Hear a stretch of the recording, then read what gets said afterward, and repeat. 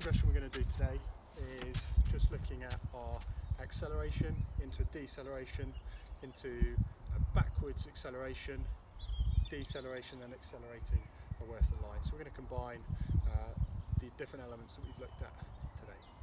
Okay, so I'm going to be using the same setup again, so nice and easy. And we are going to be looking to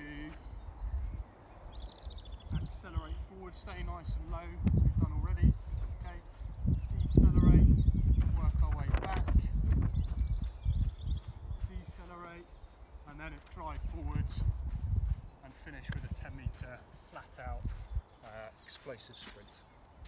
Okay, one of the things I want you to try and do when you do your first deceleration into your backward running, key focus here is trying to get as low as possible.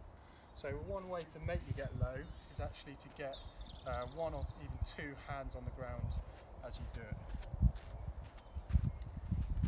So as I come through, I'm going to be accelerating, staying nice and low, and as I come into my turn, if I drop there, that's actually going to make me get really low, as is that, okay, into the turn. One arm would also make me get low, but you'll see it's going to actually tilt me and offset my shoulders, which I don't really want if I want to be as stable as possible in the movement.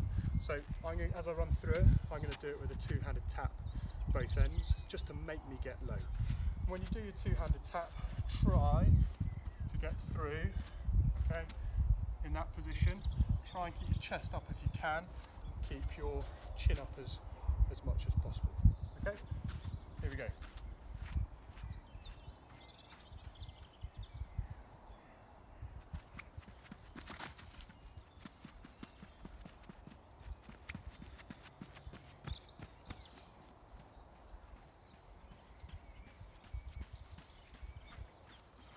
Okay, so that's one.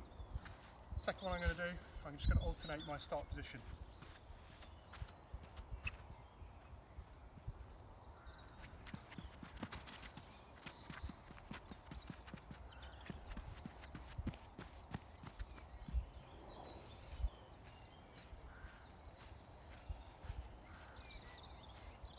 Okay, so you can work your way through the full range of those start positions.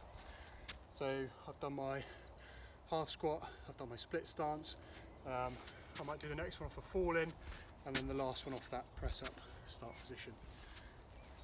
Again guys, you've got to plan and work on your own training length here. So this is going to be quite, you can hear me breathing, quite high intensity. It's going to be quite fatiguing because it's going to be working your anaerobic energy system. So you've got to think what the focus is for you.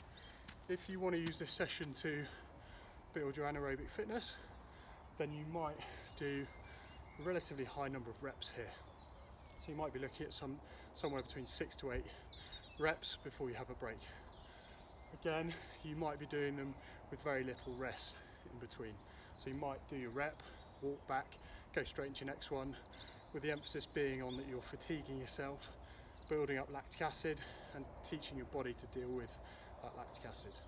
If your focus is purely on development of acceleration, deceleration, speed, then we need slightly longer rest. And we should be, as a really rough guide, working at a ratio of however long you work or however long you sprint for, you then rest for 3 times as long between the reps. So if that took me 5 seconds to complete, I might have a running clock on my watch. I take 15 seconds rest, which would be a walk back and then maybe a few seconds standing at the line. Rest, then go again.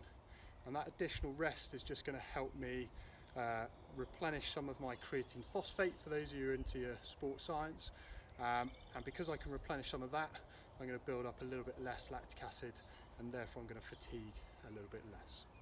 So in terms of structuring how many of these you do to finish your session off, again, depends on your ability, your fitness level, but I would suggest somewhere between 4 to 8 reps and then 3-minute break to really clear some of those fatiguing byproducts out, and then repeat it again. If you've got a really good baseline fitness already, you could maybe do 3 sets. So 1 set of 4 to 8, 3-minute break, repeat it, 3-minute break, repeat it, session over.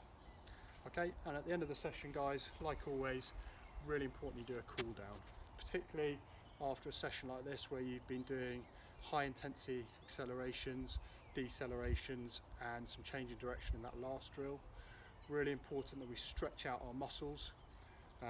So we need some kind of gentle cardiovascular exercise, 3 to 5 minutes of that, just to bring your heart rate down, prevent blood pooling, and then after that, some really nice static stretching, okay, where we go and we hold our stretches for 20 to 30 seconds, and we make sure those muscle fibers are nicely stretched back out, ready to work again tomorrow or the day after.